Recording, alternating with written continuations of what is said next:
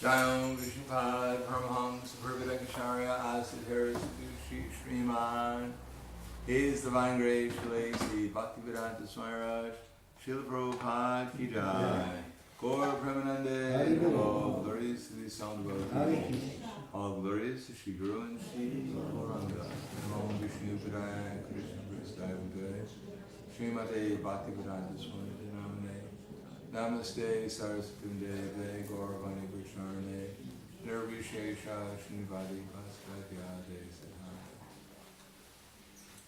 Om Agyan Ativanandasya Giranjana Salakaya Chaksur Militam Yena Tasmai Shri Gurave Namaha Shri Chaitanya Manobishtam Stapitam Yena Bhutale Swayam Rupa Kadamaya Tadati Swapadantikam Pandeham Shigro Shiyuta Parakamalam Shigrom Vaishnavam Scha Shirupam Sagrajatam Sahagana Raganatam Vitam Tam Sajivam Sadvaitam Savadutam Haridrina Saitam Krishna Chaitanya Devam Shri Radha Krishna Padan Sadhana Lalita Shiva Sakans Vitamscha Hey Krishna Karna Sindhu Dinabandha Jagatpate Gopesha Gopika Kanta Radha Kanta Namostute Tapta Kanchana Gaurangi Radhe Vrindavaneshwari Prishubhana Sita Devi Pranamami Hari Priye Vancha Kapa Dhruvyascha Kripa Sinubhyevacha Patiranam Bhavanebhyo Vaishnavebhyo Namo Namaha Shri Krishna Chaitanya Prabhu Nityananda Shri Advaita Gadadhar Shivasadi Gaur Bhaktivinoda Hare Krishna Krishna Krishna Hare Hare Hare Rama Rama Rama Hare Hare Om Namo Bhagavate Vasudevaya Om Namo Bhagavate Vasudevaya Om Namo Bhagavate Vasudevaya Om Namo Bhagavate Vasudevaya Om Namo Bhagavate Vasudevaya Om Namo Bhagavate Vasudevaya Srimad Bhagavatam Canto 3, Chapter 4 Vidura approaches Maitreya, text 27. Shri Shuka Vacha Shri Shuka Vacha Iti Saha Vidurena Vishvamurtir Iti Saha Vidurena Vishvamurtir Gunakataya Sudaya Plavito Rutapaha Gunakataya Sudaya Plavito Rutapaha Yanamiva Pulane Yamas Vasus Tam Sanamiva Pulane Yamas Vasus Tam Samushita Anupagavir Nisham Tatogat Samushita Anupagavir Nisham Tatogat Shri Shukovacha Shri Shukovacha Iti Sahavidurena Vishvamurtir Iti Sahavidurena Vishvamurtir Gunakataya Shridaya Plavitorutapaha Gunakataya Shridaya Plavitorutapaha Shanamiva Pulane Yamas Vasus Tam Shanamiva Pulane Yamas Vasus Tam Samushita Anupagavayera Nisham Tatogat Samushita Anupagavayera Nisham Tatogat Shri Shuka Uvacha Shri Shuka Uvacha Iti Saha Vidurena Vishvamurte Iti Saha Vidurena Vishvamurte Gunakataya Sudaya Plavito Rutapaha Gunakataya Sudaya Plavito Rutapaha Shanamiva Puline Yamas yamasvasustam. Shanami Vapulineyamasvasustam. Samushita upagavir nishantatoga. Samushita Upagavir Nishankatoga. Shishuka Uvacha Shishuka Uvacha. Ittasa Vidurana Vishvamukte Yasaha Vidurena Vishvamukte. Guna Kataya Sudaya Plavito Uttapa Gunakataya Sudaya Plavitogapa. Shanamiva Pulineyamasvasustam Shanami Vapulineyamasvasustam. Samusita Opakavir Nisham Tatoga Samushita Upagavir Nishankatoga. Ladies, Shishuka Uvacha Shishuka Uvacha. Isaha Vidurena Vishvamukte Itisaha Vidurena Vishvamukte. Gunakataya Sudaya Plavitorutapa Gunakataya Sudaya Plavitorutapa. Shanami Vapulineya Masvasustam Shanami Vapulineyamasvasustam. Samushita Aupagavir Nishantatoga Samushita Upagavir Nishankatoga. Shri Shukovacha, Shishuka Shri Shukadeva Goswami said, Shishukadeva Swami said, Iti, thus, Saha, along with, Vidurena, Vidura, Vishwamurte, Vishwamurte. of the universal person, Of the universal person. Gunakataya, Gunakataya. in the discourse of transcendental qualities, In the discourse of transcendental qualities. Sudaya, Sudaya. nectarian, Nectarian. Plavita Uru Tapaha, Plavita. overwhelmed by great affliction, Overwhelmed by great affliction. Shanam, Shanam. moment, Moment. Deva, Eva. like that, Like that. Kulene, Kulene. on the bank of The bank of Jamuna, Yamasvasu, Yamasvasu. Tam, Tam. River Jamuna, Vikrama. Samushita, Samushita. passed on, Passed on. Anupagavi, Anupagavi. the son of Anupagava, The son of Bhagava. Uddhava, Uddhava. Nisham, Nisham. the night, The night. Tataha, Tataha. thereafter, Thereafter. Agat, Agava. went away. Went away. Translation purport by His Divine Grace A.C. Bhaktivedanta Swami Srila Prabhupada. Shukadeva Goswami said, O King, after thus discussing with Vidura the transcendental name, fame, qualities, etc., on the bank of the Jamuna, Uddhava was overwhelmed with great affliction. He passed the night as if it were a moment, and thereafter he went away. Please repeat. Shukadeva Goswami said, Shukadeva Goswami said, O King, O King, after thus discussing with Vidura after that discussing with Vidura, the transcendental name, fame, qualities, etc., the transcendental name, fame, qualities, etc., on the bank of the Jamuna, on the bank of the Yamuna, Vidura was overwhelmed with great affliction. He passed the night as if it were a moment, he passed the night as if it was a moment, and thereafter he went away. and thereafter he went away. Purport. The word used here for Krishna is Vishnumurti. Both Uddhava and Vidura were in great affliction because of Lord Krishna's departure, and the more they discussed the transcendental name, fame, and qualities of the Lord, the more the picture of the Lord became visible to them everywhere. Such visualization of the transcendental form of the Lord is neither imaginary, neither false nor imaginary, but is factual, absolute truth. The Lord is perceived as Vishwamurti. It is not that he loses his personality or transcendental form, but he becomes visible in the same form everywhere.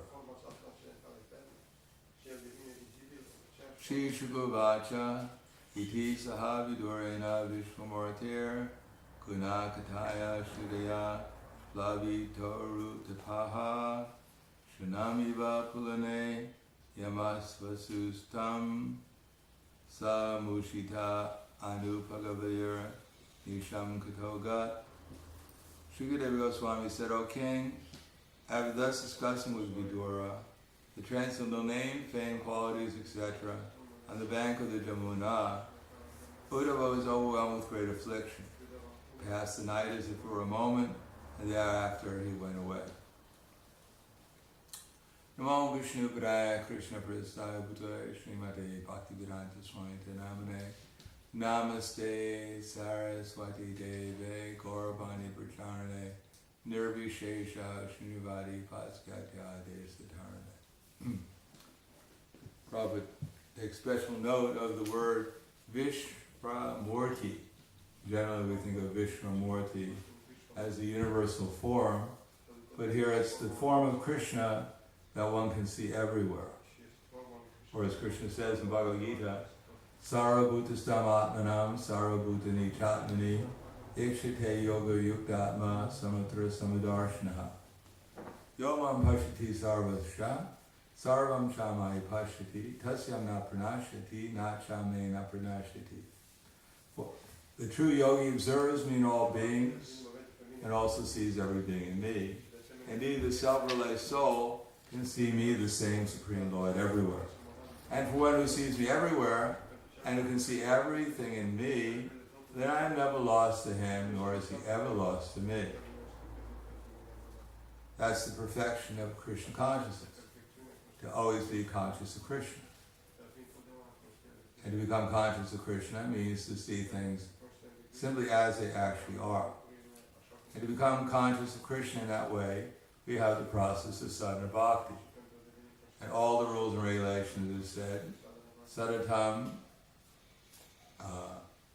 that smarta vyat sadatam vishnur, vismarta jatuna kinchit, sarva vidi nisevyasyur, etyor eva kingra. That all the rules and regulations are to help us always remember Krishna and never to forget him. And all the other rules and regulations, they're either the nishedas and the vidis. The vidis are what we're supposed to do, nishedas are what we're not supposed to do. They're simply assistants to help us always remember Krishna and never to forget him. Because at the beginning we don't necessarily feel love for Krishna in the sense that one would normally think of love. And therefore one has to have some intellectual development so that we understand things properly. Even if we don't experience things properly, experience means with our transcendental senses and mind, at least with intelligence, spiritual intelligence, we should understand things properly. Because if we understand things properly, then we can understand what to do properly in order to experience things properly.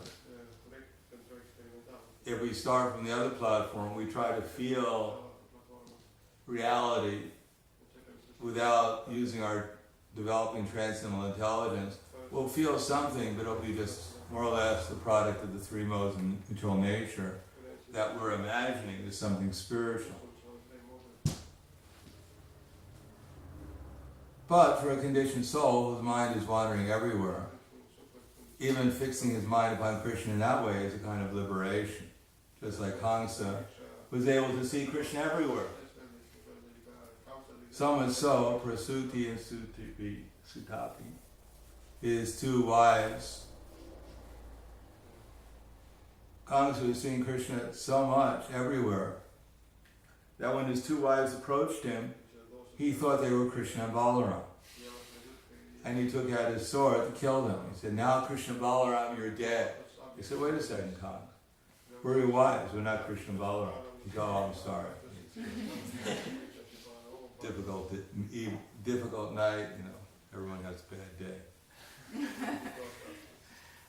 He was absorbed in Krishna consciousness because he was also in anxiety, so he didn't even get the fruit of fixing his mind.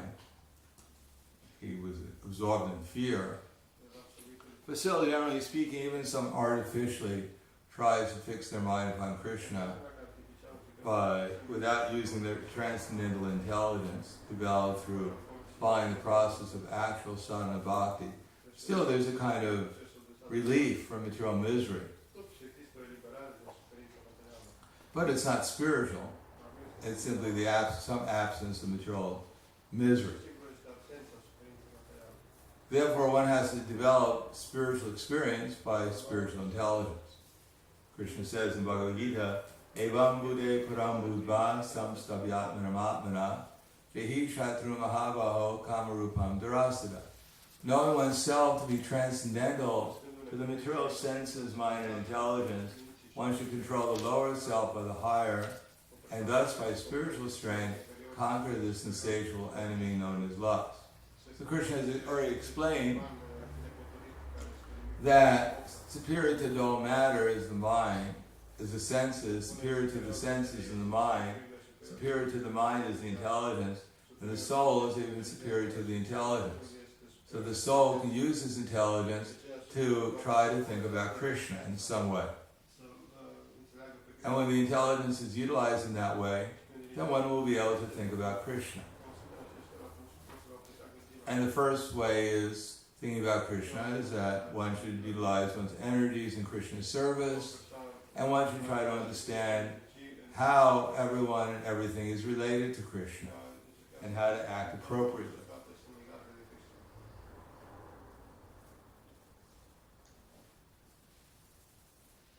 Then one can develop what's called jnana chakshush, seeing through the eyes of Scripture.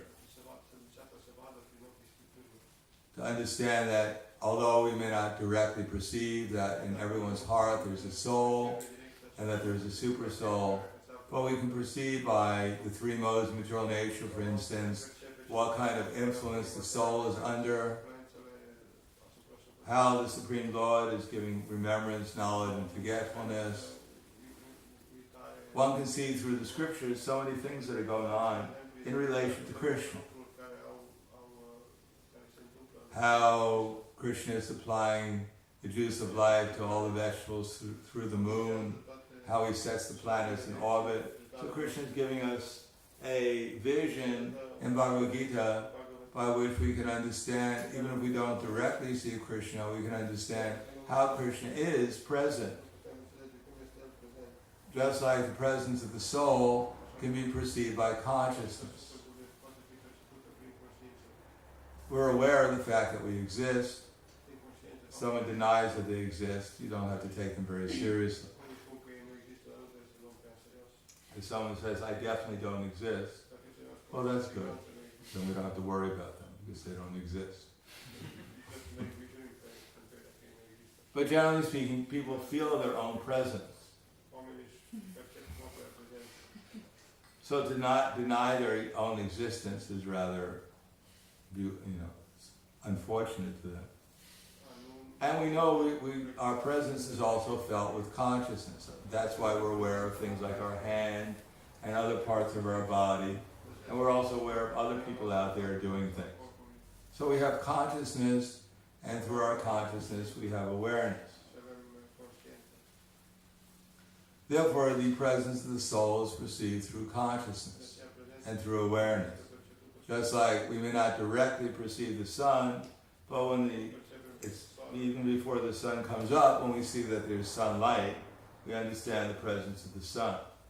When the sunlight comes up, we don't say, well, it's not the sun, it's my next door neighbor who just got up. No one will accept that seriously. If everything gets lit up, we know by experience it's because the sun is there, although we don't directly perceive the sun.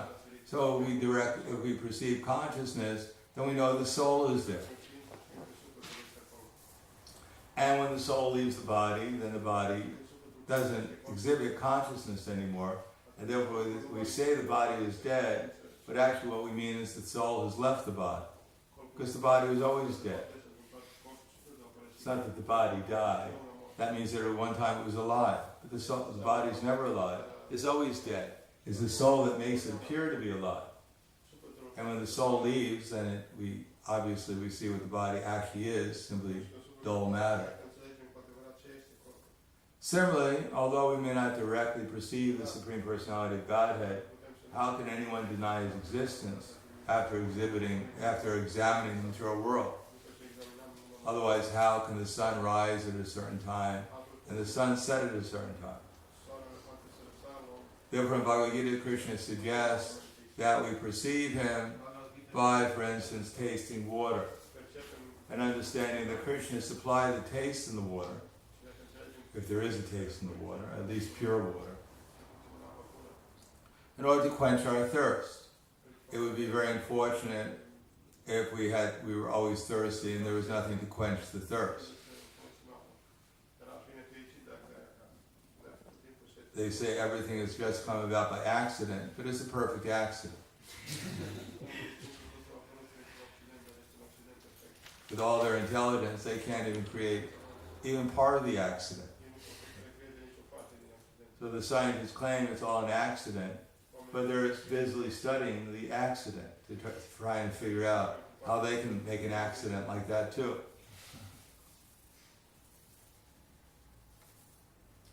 They say it's an accident, then if it's an accident, then why do they work so hard to get their PhD degree? Why not stay at home and by accident they can get it also? Why do they work hard to get money? If everything's happening by accident, why not just stay at home and maybe by accident you'll become rich?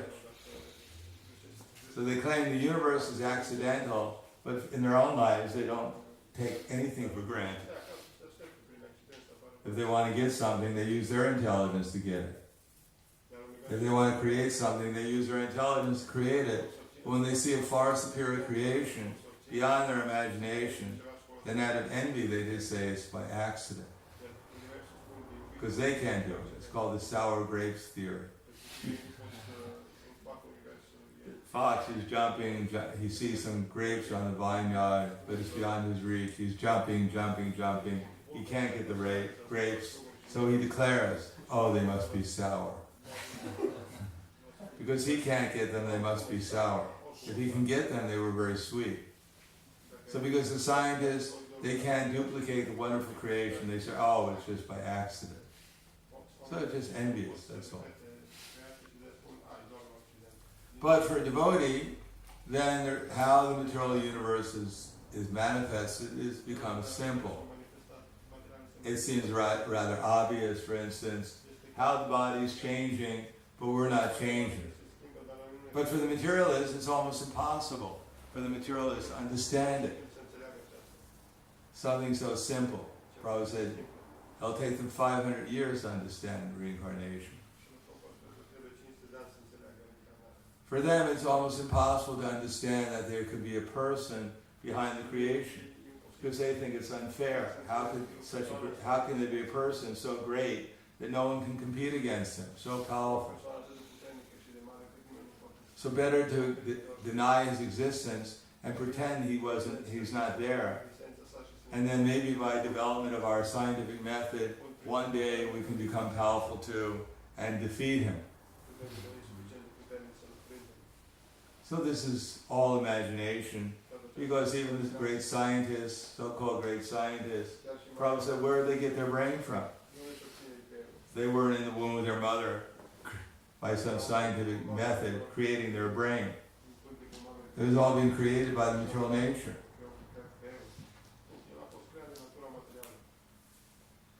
And if they were so intelligent, why don't they create another brain like themselves?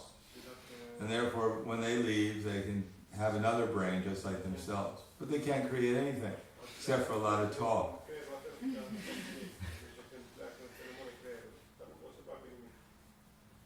Because, Prabhu said they can do something, they can create an atomic bomb and kill everyone.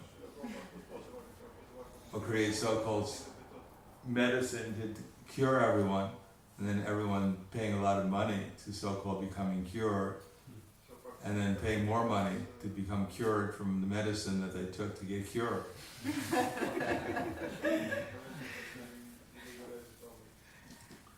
So the scientists can put on a so-called show of being very important.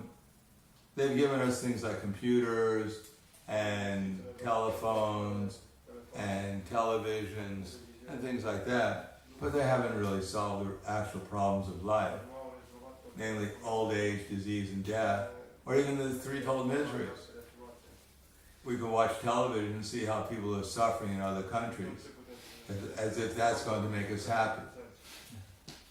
That's going to solve our miseries. When we see other people suffering, we think, well, I'm suffering, but not as bad as they are, so I'm better.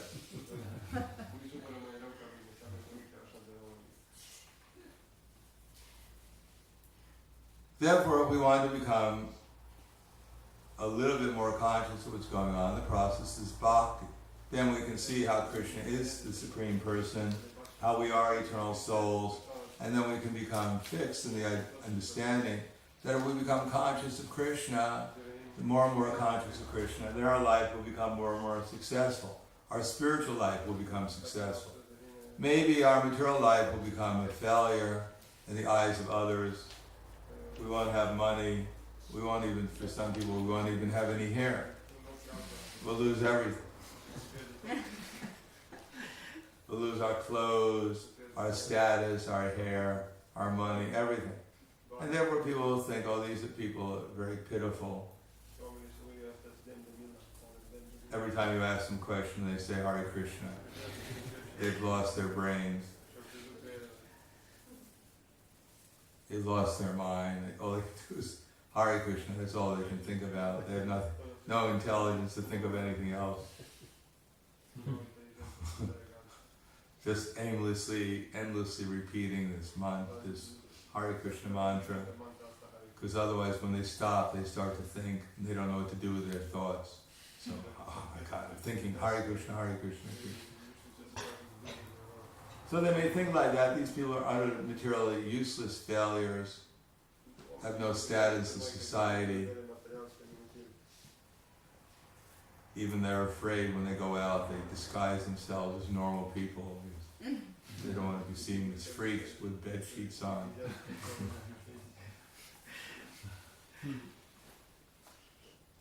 But the fact is, anyone who's material success, what is ultimately the value of it?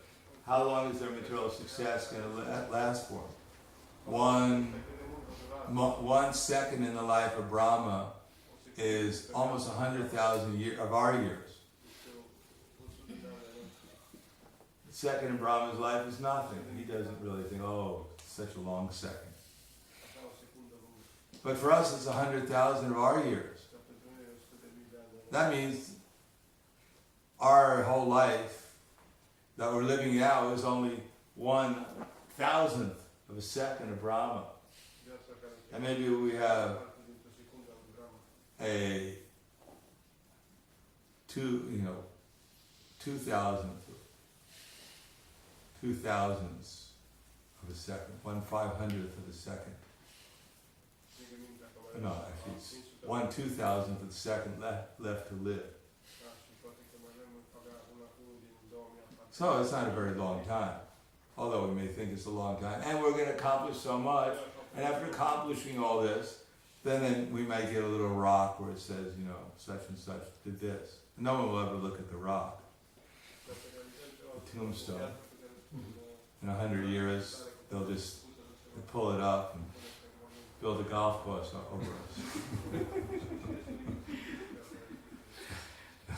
It'll all be forgotten. Yet people are struggling so hard to get this temporary name and fame, which is all forgotten. And the actual development of our consciousness so that we can realize our eternal nature, our eternal relation with Krishna, people are thinking that this is not very valuable. But here, we're reading about Vidura, Maitreya, and Uddhava, because that's what they were doing. They weren't running for the, president of their particular country or trying to get a good job or whatever. They were all dropouts. But they dropped into Krishna consciousness. They were discussing Krishna's name, form, quality, and pastimes. And by doing that, they were able to see things in relation to Krishna. It's not that everywhere they looked, it changed. Instead of seeing the floor, they saw this gigantic figure of Krishna. But they never stopped remembering Krishna wherever they looked. And they saw that all this energy, wherever they were looking, is all Krishna's energy.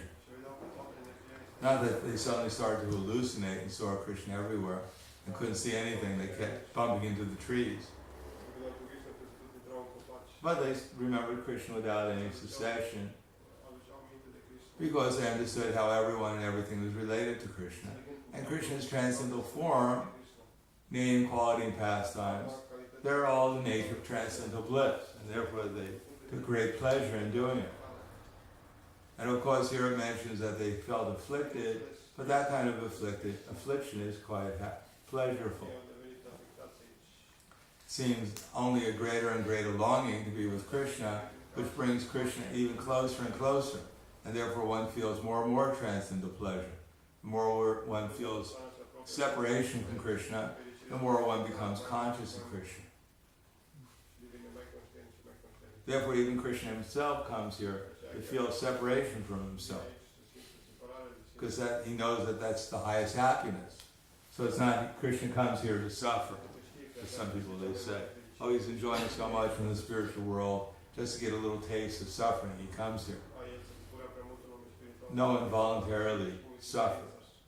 If that was the case, then we could just build a nice big fan in the middle of the building of this room here and invite everyone here and ask them to pay €100 to put their hand in the fan so they can suffer.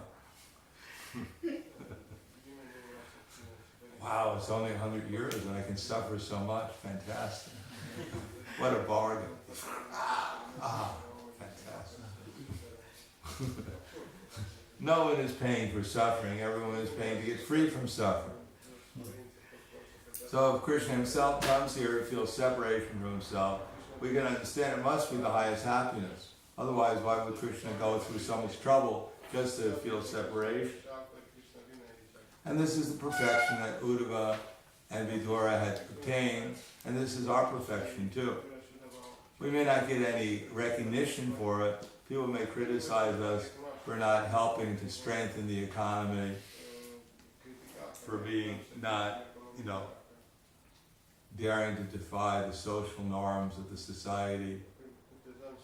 People may criticize us, but at the end of the story, they'll simply have to leave and take another body, go on criticizing other people. And if we become conscious of Krishna, then at least we'll get another opportunity to become more conscious of Krishna. And that's all that's going on in the spiritual world. Everything is becoming more and more conscious of Krishna.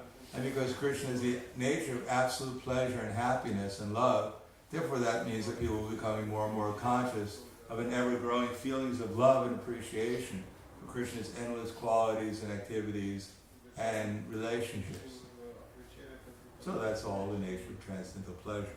So I don't think anyone can complain if they enter into that realm.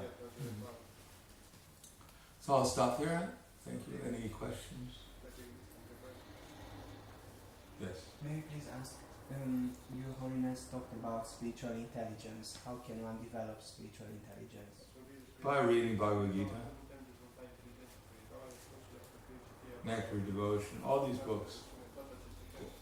Bhagavad Gita gives us the basic background. Srimad Bhagavatam gives us the example of how to apply spiritual intelligence in so many different circumstances, in so many different audiences. And Chaitanya Charitamrita is the perfection of spiritual intelligence. Nectar of Devotion. How to develop spiritual intelligence and never lose it. How to keep it growing all the time.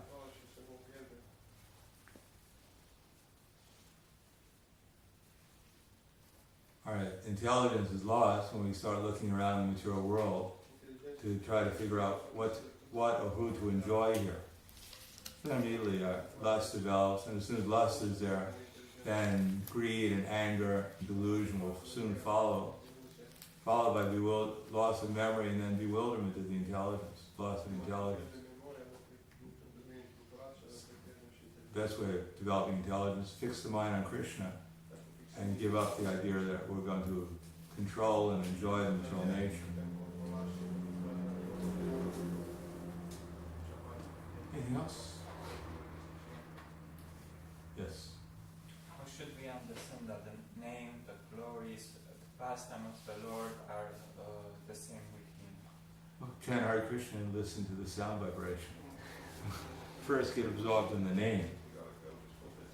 If we don't become absorbed in the name, then there's no question of understanding the form or quality or activities.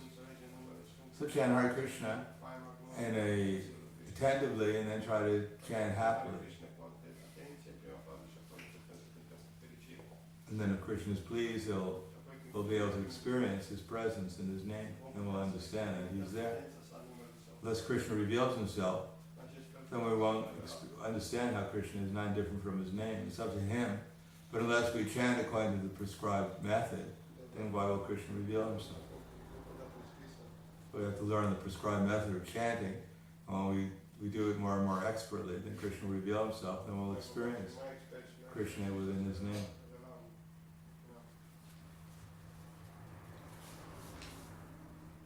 Yes? Yesterday evening you spoke about enthusiasm. Sometimes we feel, for example, how can I say, tired or overwhelmed for a period. And we take like a leave, for example, a period for, 1 day for recover. This is a lot of enthusiasm because I'm thinking if I continue like this, my service will be damaged. I have to What do you mean by recovering? What do you do when you're For recovering? example, I had a period I couldn't sleep properly.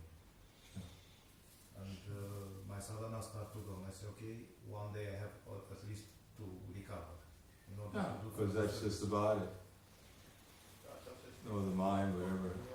It's not that the car is running on empty. You say, well, this is not spiritual. We have to keep on pushing the pedal to the metal. Has to do what's necessary. It's not that because we're not the body, we're going to run into the ground. No, it's Krishna's body, so we have to take care of it. And if we know what to do to take care of it, we should do it.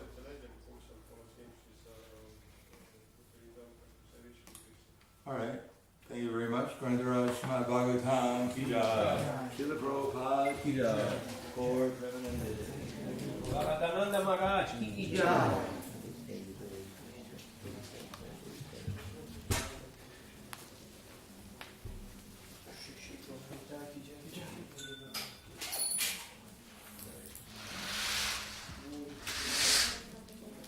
Krishna Krishna Krishna